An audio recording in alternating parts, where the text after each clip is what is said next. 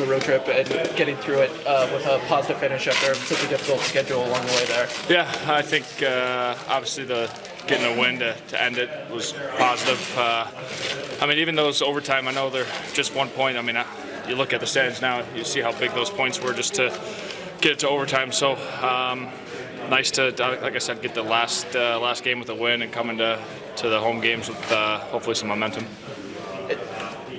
At this time of year, what are your biggest priorities as far as like recovery and conditioning and like staying ready between games when the stakes are so high? Yeah, I think it's just that. I mean, these last 7 games, I mean, you're going to treat every one kind of like a game 7. I mean, mentally, I think it's almost mental too. As much as it's physical, I mean, we obviously have all the help that we needed with all the training, and we have enough people telling us what to do and what to eat. But I think just mentally getting yourself, locked in for how important these games are. Every puck battle, every D zone coverage, every little battle is gonna could determine the game, and that's obviously we're fighting for playoffs. So a lot riding on the line. I think physically, mentally, I think everyone's kind of in the same boat. That these are the most 7 important games, and if you can't get up for it, then I don't know what to tell you. How much about this part of your vision when you decided to sign here this summer? Yeah, I mean, I think if you ask anybody, I know we had 9 or 10 of us. I mean, we all knew this team was gonna be fighting for a playoff spot. I mean, you didn't know if they were gonna be. They're not a Tampa Bay or a Boston. We all know that those teams are elite and premier. But I think every guy that signed here knew that we had a shot to make playoffs, and we have 7 games. If we win 7 of them, we win. We get in playoffs. A couple of the guys have talked about the sickness that has kind of come. Yeah. How hard does that hit you? Yeah, I mean, listen, it's something you deal with. Obviously, it took down a couple guys, at the same time. I think that's the biggest thing is when it hits 3 or 4 guys at the same time. That's when you're really shorthanded. But I mean, we're not going to sit here and talk about the flu that went through the team. Everyone goes through it, sickness, and mostly everyone's feeling good now. Starting with the Rangers, the importance of this 3-game homestand in your mind is what? I mean, win the games. I mean, I think the biggest thing is coming down to. I mean, we played really well the last little stretch here at home. For the majority of the year, we've taken care of home ice and tend to perform well in front of our fans. So, I mean, this is why we play hockey. 7 games left. I mean, starting with, and it's great playing probably the best team in the Eastern Conference right now with the Rangers on Friday. That's a great matchup for us, great test for us to see where we go with coming into. This is where you want to start to feel your best as a team, and then individually you want to kind of come alive at during this time. And as of the last road trip, we're coming up with some momentum. We talked about some big moments in that Tampa Bay game, and one of the ones that might get overlooked is Jeff Petry's save on the goal line there, and then you guys score after that. If it goes in your net, big momentum shift at that point in the game. Can you just talk to how important that play was? Yeah, I mean, you just said it saved us the game. I mean, I don't think we even recognized on the bench how close that puck was to going in until after the game when we were watching the highlights. Obviously, a huge play there, and like you said, we go down and score a minute or so later. So that's kind of what these games, these next little week and a half here. It's little plays like that. It could determine the outcome of the game, and obviously the next couple outcomes are going to determine if we make it or not. We talked about how tired you guys might be at this point in the season and the sickness that's going through the locker room. Schedule doesn't get any easier, but you've got a couple of days here before the Rangers come to town. How big can that be at this point in the season? I mean, if you're hurting or sick, how does a day off and 2 practice days sound before our next game? It's pretty damn nice. You don't usually get that, especially in April. So obviously we're going to take advantage of that. Obviously you saw half of us not skate today, and I mean, whatever you got to do. I think we're getting to this point where it's whatever you got to do to be ready for that puck drop during the game. I mean, it comes down to that, which that's just kind of like the nuts and bolts of hockey. Just go out there. It doesn't matter how, find a way to win the game. Group practice in front of Special Olympics Michigan kids today. Can you just talk about that and how special that was for the group and for those kids? Yeah, I think we have a little event with all the kids after too. Obviously skating out there and seeing them in the stands. obviously cool for us. They obviously being a Red Wing and how much comes with it. Obviously, a lot of people look up to, and it's pretty cool to be in the position that we are to help out. And I know that a lot of them, even for practice, were really excited and banging on the glass for the goals and whatnot. So we're excited, obviously, to get to meet them, and I think we're going to play some hockey as well with them. So it'll be a good day. So the only player unavailable for us on Friday will be Russ. He'll be day-to-day, but I don't know if we'll see him over the weekend, but we'll get a better feel come Friday. So normally it's game after game after game as far as the end of the season goes, but how important is it to have these 2 days of practice going into the... Yeah, unique part of the schedule. We haven't had a breather like this in a while. Opportunity for a bit of a reset, especially after that road trip, which was very difficult, which we knew all along was going to be difficult. You're literally playing 3 Stanley Cup contenders, on the road. But at the same time, it's such a high to get a point in Florida, obviously to win in Tampa.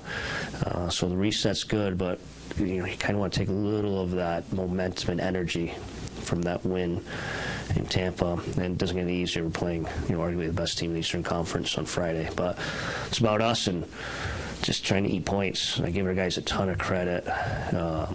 They've battled. They've made the uncomfortable look comfortable on the road in that trip. They took points in 3 of the last 4 games against that type of competition, and it put them in a spot to stay in this, which is a really good sign. Now it's what we do with it come Friday. How much do you scoreboard watch, though? Because it's so tight that... I think it's human nature now to scoreboard watch. And again, this is all healthy, great experiences. These games take a different level to them, but it's like another level. You can just feel the intensity of those last couple of games and what's at stake and the way our guys are approaching it. And again, very happy with how they handled it in Florida and in Tampa. But of course, it's just human nature to watch Washington last night to see what's going on. And I stood here 3 months ago saying we're going to need every single point possible, and it was going to go down to the very last game, to the very last period, and it's starting to look that way. Derek, you guys are going through that losing streak. You weren't jumping up and down and whining and saying, our captain's out, that's why. No.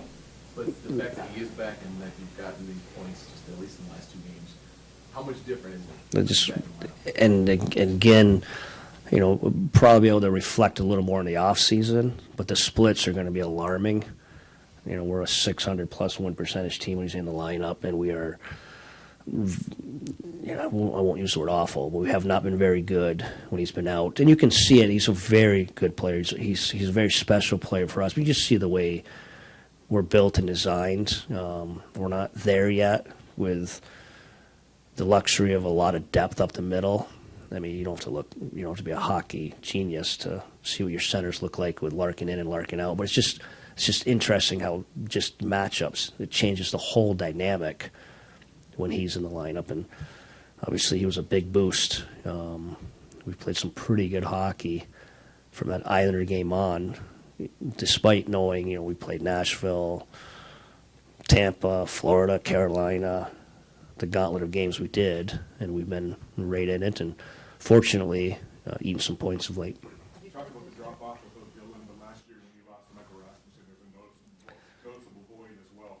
What do you miss this weekend and beyond without him? Yeah, well, we've kind of had a little success there getting that line back together. Him, Kopp, and Fish, and it eats up really good minutes. Again, you talk about just the dynamic and what it looks like on a matchup-wise. That's a different dynamic when those guys are in. So, and again, maybe the way we're built, he gives us some hard and some size. He's around the net. He's helping drive his line off the forecheck. So obviously that will be a miss for us. We'll feel that a little bit, but you hope, we'll probably slide Veleno in there, and you hope Joe can give us very similar type of play as far as some size, skating, and getting to those hard areas.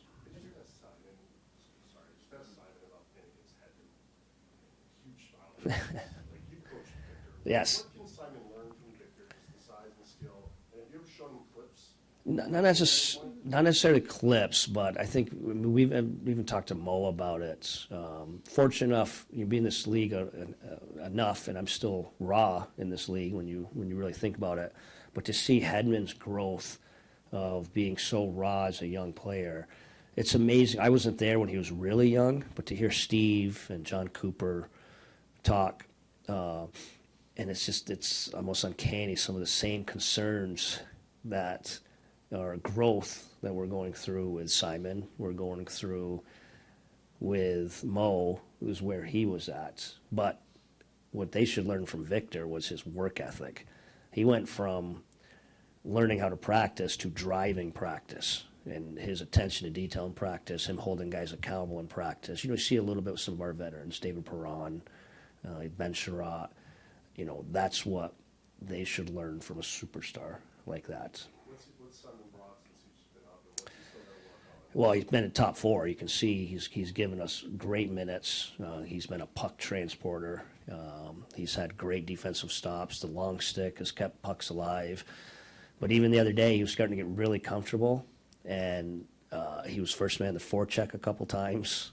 He got caught into some gray ice a couple times where they were one play away from making a play, and it's just part of the growth of a thoroughbred.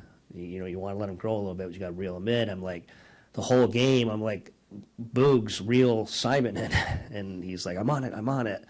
But it's just he was, probably right until that game was over, he was on his toes. So I think that's all just part of the growth and learning. And this is why you want to put these guys in those really, really big situations. Playing last year at this time is a lot different than playing this year at this time, where every play and every puck matters. With Joe, he's been kind of that guy that slides around a lot in the other years. What have you kind of learned about him this season and his role and maybe his long-term growth? Yeah, you're seeking consistency from him. The first time Dylan was out, there were some games he was in 22 minutes playing number 1 or 2 center, and there was some growth in that. And there's just some inconsistencies in his game. Last game kind of it got away from us a little bit in that he only had a handful of minutes, but it was just Tampa's a different animal on the road. Every time I was ready to have him up, Point and Kucherov were coming out, and then the special teams started rolling, and then we just kind of got into a little rhythm. I wouldn't say survival, but we wanted to get through as many minutes as we could. But very early in the game, he turns the puck over, and it ends up in our zone for 90 seconds against their top guys. I just think growth in that, or that consistency. And he'll get a great opportunity. He'll be in the top 9 against the Rangers on Friday. So for him to be a little more specific is just consistency in his game. He's showing flashes of some elite hockey, and then there's some flashes of his game where it's not where I think any of us want it to be. So I just think it's consistency in game because it's all there. The tools, he can skate. There's a lot there. From a coaching perspective, my guy makes a mistake like that. Yep. Puck over and is there, as a coach, do you let him? He sees the result. Do you talk? Yeah, there's what's the mentality? different levels of accountability. There's different levels of accountability. sometimes there's a perfect game where that's an example where every play matters. He probably lost some minutes in that game. There's other times it's maybe a hard one-on-one. The guys, we watch shift tape ad nauseum, like every game. Coach will have 10 to 15 clips, and I know the guys get annoyed by it, but they grow from it. It's all part of it. Now it becomes habit for them. So there's different ways. I think it's all of our guys. There's different ways for some accountability. You have to have it, but there's going to be some growth in those guys too. So it's that balance that you're always battling as coaches. One last one for me, just a quick clarifying question. So everybody, did that include Billy for Friday? No, great question. Billy's unavailable for us on Friday. Yeah. Basically I grouped him. I didn't even think. I just had him out of my mind on it. What are you seeing from Alex Lyon the last week or so, and do you think he can draw on the end of last season as you guys head into this last couple of years? Yeah, I think so. I think he can draw on the end of last season, that stretch of hockey he had back in January. He looks a lot more comfortable in his game. For me, when I see him out playing pucks, helping us on the breakouts. When he's controlling rebounds, he just looks sharp. And it feels like it's going to take a good play to beat him. And I think that's where he was at in Florida. And that's where he was at in Tampa. And you can just, it exudes some confidence. You can tell when a goalie's on his A game. And he's been there. So that's a good sign for us. I think it's no surprise it correlates with some good hockey from our team and some points. So he'll be back in on Friday, and hopefully he can keep building.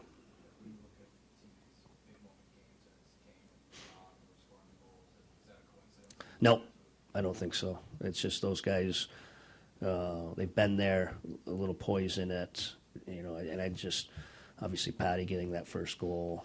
We okay first. Anytime you're going to give Tampa 2 power play looks in the first, you're going to be on your heels. But we had some great looks. You come out of that, you felt on your heels. Chances were probably fairly even. I mean, we had the breakaway. We had some on top of Vasily looks. But to come out of that period and bang, he gets us up 1-0. The whole game changes. And then not only the way David got us to go, it's the way he did it. He literally, we got a simple puck to the net, and he just muscled a player for some positioning and put it in the back of the net. So, yeah, you're going to want to lean on those guys in this type of situation. And so far in some small sample sizes, they've delivered.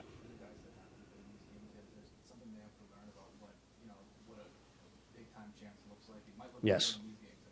I think it's just every play, and I sound repetitive, but every play and every puck, it's real. And there was even some plays we left out there and against Tampa, and then you learn else, and when it ends up on point and Kucherov's stick or Stamkos in the slot, you have to learn the hard way sometimes. All healthy, all good. Again, huge positive for the guys to battle that road trip like they did. You could feel our team game building. 1-0 in Nashville. Nashville is running through the league right now. Washington's obviously good at home. We probably deserve better there if you look at the underlying numbers. Carolina's an animal. But then to battle in Florida, you can see our team game was building a little bit. I'm glad we got rewarded with 2 full points. So now it's just sitting there, and it's just a huge opportunity on Friday. Derek, you guys have been pretty good at home. I mean, what's gone into that, and how important is it to be a good home team? A huge home. Anyone that ends up making the playoffs, it's usually you look at their home record, and we're sitting, I don't know exact, but we're sitting 8-9 games over 500. We beat a Tampa team. I don't think they lost at home in, it feels like 6 weeks. Like, that's how you get ahead. You take care of home ice. And for the most part, we've done a good job of that. One, our crowd. This is a real energy. And as the season's gone on, it's amped up even more. And it allows us, we talked about with Dylan back in the lineup, it allows us the matchup. And our guys have done a pretty good job with it, finding the right matchups, and it's been successful for us. On the subject of practice and practice design, at this time of year as you're playing that, do you factor in, are you concerned at all, I guess, about conditioning or recovery and that sort of thing, or is that something that takes care of itself? Yeah, I think it's part of that. Energy, I think, is a big part of it right now. Again, we're in the office at 8 in the morning, and we had boxes checked on different systems. We were going to do some situational stuff. We can't help ourselves. We're coaches. We were going to overcoach the whole thing, and we were going to be productive and get some things done today, which we think are important. And then we just wouldn't have the bodies. So I think that speaks volumes on the other part of it, on just the reality of where your energy level is. Obviously, I think it's well known now. We went through a huge flu bug with the team. And I think we're on the good end of that right now. So there's always that balance of being productive, trying to clean up some holes in your game, but to have energy where we need it on Friday. Let me just go back to the Tampa game for a second. Obviously, you scored some big goals. Maybe the biggest moment was when Jeff Petrie didn't let Yes. that one go into the net. Just how things could have changed momentum-wise and the standings-wise if that one goes in. Yeah, there's always those moments. I mean, you can look back. I mean, it went against us in Florida. I mean, we have the 4-on-3. Cat hits the post. That goes in. It's a different narrative there. And we had a number of chances in Washington to win that in regulation. We had the 2-on-1 on top of the goalie before they score. And so, you go through even the big picture. I had a question last week. If you didn't have that 7-game losing streak, where would you be? You can't look at it like that. If we didn't have the 16-4 stretch after the new year, if we didn't have the 5-1 start, if we didn't have the 6-game winning streak, it's an 82-game season. We obviously are not a complete team right now. We're probably exactly where we should be, maybe a little ahead of where we should be. I love the fact that expectations have changed a little bit. No one had us in the playoffs to begin the year. It's a reality. Look back at every article, every projection there was. No one expected us to be here right now. And I love the fact that expectations have changed a little bit. The guys have done that. The guys have won. They've battled. They've hung in the fight. And these last 2 games in Florida is a perfect example. Now we have an unbelievable opportunity with 7 games left. I'm excited to see how we're going to handle this. I said this, and you called me out on it a couple of weeks ago, Trevor. No matter what happens, this is going to be fun. And when we were going through a little bit of grind, you're like, doesn't feel very fun. But this is awesome. The energy in the room. I can't sleep at night. I'm watching. Just the reality of the Washington game gives you a little emotional spark. This is what it's about the time of year. We haven't been here in 8 years. Not only have we gotten here, our guys have worked their butts off to get here, and we've earned it. And I'm excited to see how we handle it.